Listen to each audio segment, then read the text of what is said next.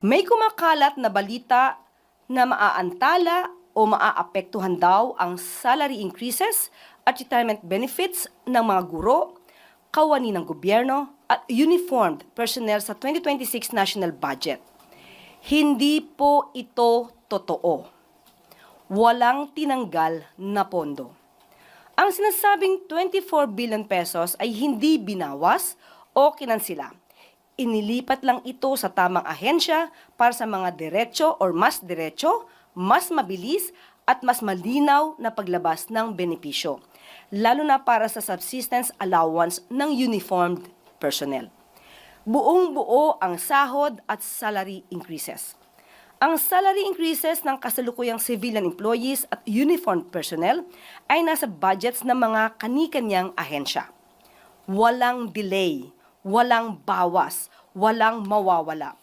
Kung mayroon mang maaapektuhan, ito ay ang mga bagong papasok na empleyado.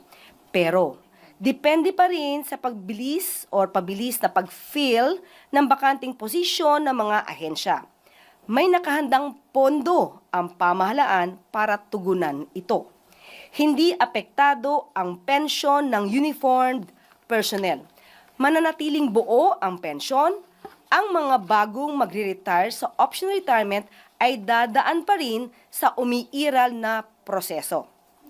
Sa madaling sabi, walang binawas na benepisyo, inayos lang ang paglalagay ng pondo para mas maayos ang implementasyon. Mananatiling tutok ang DBM sa kapakanan ng mga lingkod bayan at sa tapat at responsableng paggamit ng pondo ng bayan. Kung may kulang at kailangan talagang i-hire na additional personnel, may nakahanda po tayong pondo sa Miscellaneous and Personnel Benefits Fund sa ating Fiscal Year 2026 GAA.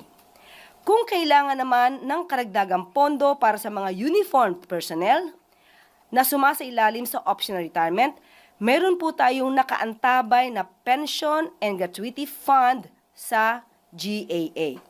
Kung ang mga ito po ay magkulang, mayroon pa rin tayong contingent fund na maaaring matakbuhan. Huwag po tayong magpalinlang, ikalat natin ang katotohanan.